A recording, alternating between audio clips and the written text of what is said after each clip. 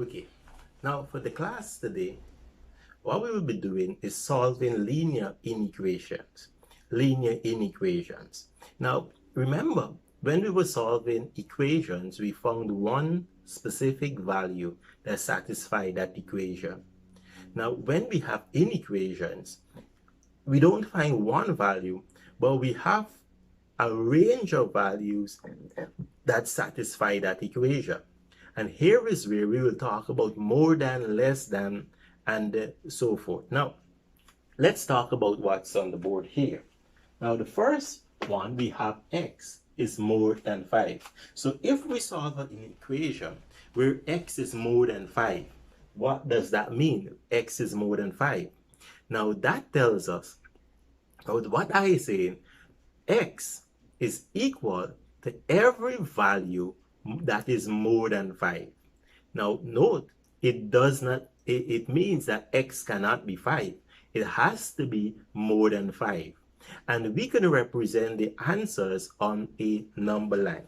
So, when we represent the answer there, x is more than 5, all the values more than 5. So, we do not include 5. Right? So, from any number more than 5 will satisfy this equation. Now, notice, when we're doing more than, we put a circle and then the arrow in the direction. Arrow in the direction. And the sign helps us to know where the arrow is going. If x is more than, it means that the arrow is heading more to the right in that direction. So 6 can be a member of this set. 7, 8, 9, and any number higher than 5. Now, in this case, we have x is more than or equal to 5. More than or equal to 5. That means 5 is a part of the solution set. 5 is a part of the solution set. Or 5 is a part of the range of values that will satisfy the equation. So 5 is more than or x is more than or equal to 5. And we represent it like this on our number line. Where notice, for this one, we color the circle. Here, where 5 was, x was more than, we did not color. But more than and equal to, we color the circle. That means we are including 5 in the set of values. So if we were to list the set of values that represents this equation here, or solution to the equation, we will start from 5 and go onwards, right? Now here, x is less than 5. X is less than 5. So that tells us that x takes every value that is less than 5. Every value less than 5. So 4, 3, 2, 1, 0, -1, and we can keep going on. This arrow tells us that we're going infinitely in that direction, or infinitely in that direction. So any number more than 5 can satisfy that equation. Any number less than 5 can satisfy this equation. And here, when x is less than or equal to 5, x less than or equal to 5, it means it goes from 5 all the way for any number from 5. So we can start from 5, 4, 3, 2, 1, 0, -1, -2. Any number less than 5 will satisfy this equation. So how do we solve these inequations? Let's say we have x plus 4 is less than 9. X plus 4 is less than 9. We go about it doing the same way we would solve a equation. We subtract our on both sides to get rid of our 4. So x plus 4 take 4 is less than 9 take 4. Now, here we will have x is less than 9 take 4 will give us 5. So x is less than 5 will satisfy which equation? If we were to draw the number line, our number line will be like this. X is less than 5. So every value less than 5 will be able to satisfy this equation. Now, why can't x be equal to 5? Notice this is saying x is less than 5. Sorry, x plus 4 is less than 9. So if we put 5 here, 5 plus 4 will be 9. 9 is not less than 9. 9 is equal to 9. So that will not satisfy the equation. But if we use, let's say 4, 4 plus 4 is 8, and 8 is less than 9.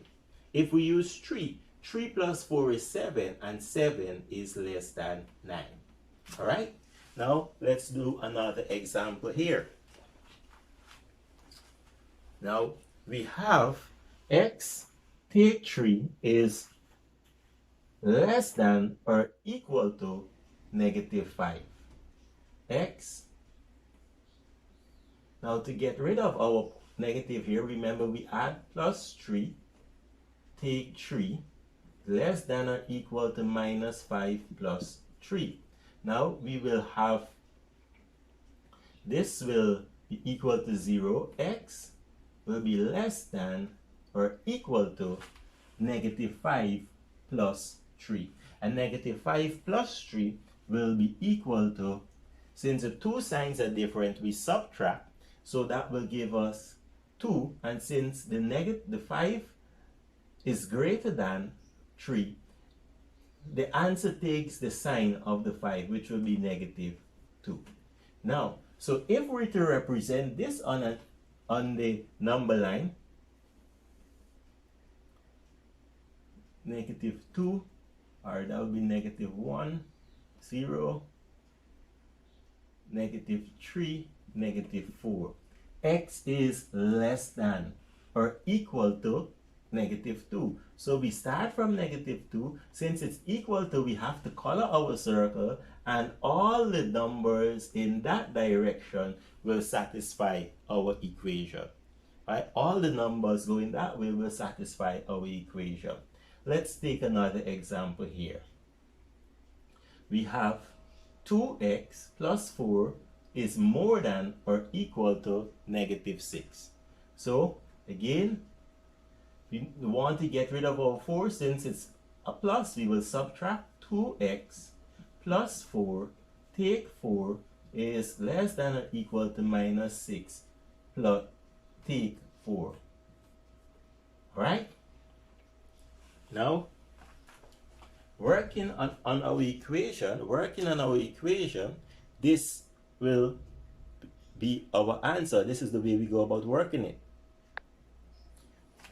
4 take 4 will give us 0. 2x is more than or equal to negative 6 take 4. Since the two signs are the same, we add. The two signs are the same, we add. So we'll have minus 10. Good. So 2x is equal to minus 10. So to get rid of our 2, since it's multiplying, we do the inverse of multiplication, which is division. 2x divided by 2 is more than or equal to minus 10 over 2. So x is more than or equal to minus 5. Now, how do we represent this on a graph? X is more than or equal to minus 5. So we draw our number line. We can start with 5 minus 5 here, minus 6 here, minus 4, minus 3, minus 2, and so on. So we start at negative 5. Since it's more than or equal to, we color our circle, and we're heading in that direction. When it's more than, we go to our right. So all the values more than or equal to negative 5 will satisfy our equation there. Now, we're going to do some more examples. Okay, let's look at these examples. And when we finish, we're going to be drawing our number line to represent our answer. So let's go right ahead. First, we need to get rid of our 5. And since our 5 is adding, we need to subtract. So we have 2x over 3 plus 5 take 5 is less than or equal to 9 take 5. So that will give us 2x over 3 is less than or equal to 4. Next, we need to get rid of our 3, and since it's dividing, we need to multiply. So, or what we could do is do it at once. Since to get rid of our 2 over 3, since it's multiplying by 2 over 3, what we could do is multiply by the reciprocal of 2/3. The reciprocal means that we upturn the number. So 2 over 3 we multiply by 3 over 2 times 2x over 3. And since we multiply by 3 over 2 here, by 2 over 3, it's less than or equal to 4 times 3 over 2. So if we want, we could take it all over one number at a time, multiply, then divide. But what we can do also is multiply by the reciprocal of our fraction there. So we're multiplying by 3 over 2. So 3 into 3, 1, 3 into 3, 1, 2, 1. So x would remain here. Is less than or equal to 2 into 2, 1. 2 into 4 is 2. 2 3s, 6. So x is less than or equal to 6. If we're representing that on our number line, we have 6. All right, we're going to put a 7 there. 5, 4, 3. So we start at 6, and since it is equal to, we call it a circle, less than. So all the numbers in this direction will satisfy our equation. Let's take another example here, and here we will be careful because I want to show us what's going to happen in a minute. Something special will happen in this equation. First, we get rid of our 3. Since the 3 is positive, so we subtract. So 3, take 2x is more than or equal to 7. Now, that will give us 7 take 3. Minus 2x is more than or equal to 4. Now, we need to get rid of our negative here, negative 2. So we divide by negative 2. Negative 2x over negative 2 is more than or equal to, now, when we have to divide or multiply, if we're getting rid of our coefficient by dividing or multiplying by a negative number, if we are getting rid of our coefficient by multiplying or dividing by a negative number, what happens? Our sign will change direction, right? So once we have to multiply or divide by a negative number, our sign changes direction.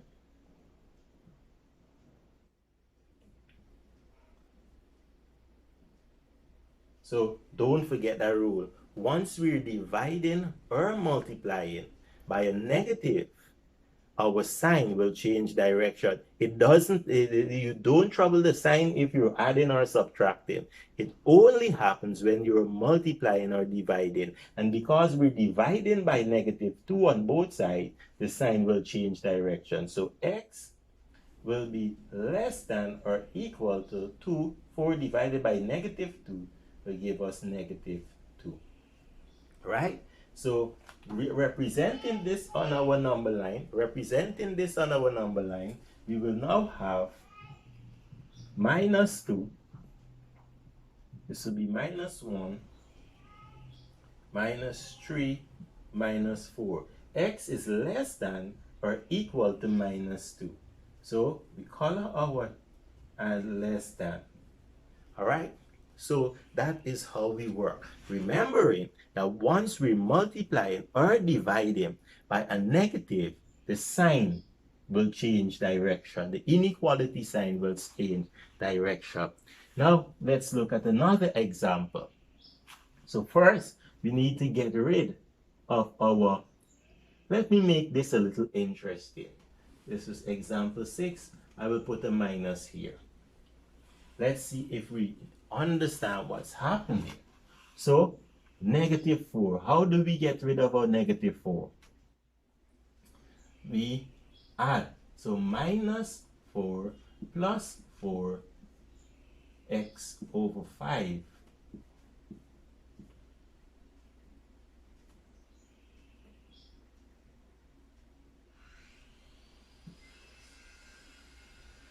Minus 7 plus 4. Alright? Our signs are different, so we subtract. So we have here 0 take x over 5 is less than. Signs are different, we subtract, we will get negative. Since our larger number is a negative, minus 3. Remembering, let's remember that since this is a negative, or since our coefficient is negative, and we will have to multiply to get rid of the 5, and we have to multiply by minus 5 times minus x over 5 is, now since we're multiplying by a negative, the sign will change direction. The sign will change direction. Minus 3 times minus 5. Right? The sign changes direction. So what happens? This will become x, because 5 into 5, 1. Negative times a negative will give me a positive. And then minus 3 times minus 5 will give me positive 50. So x is equal to positive 50. X is more than or equal to positive 50. So let's represent that on our number line. So we have, let's start at 13, 14, 15, 16, 17, 18. X is more than or equal to 15, more than, equal to 50. So that is how we work inequations, solve linear inequations, and how we represent them on the number line. So I'm encouraging you, go to your worksheets, practice so that you will get better at this.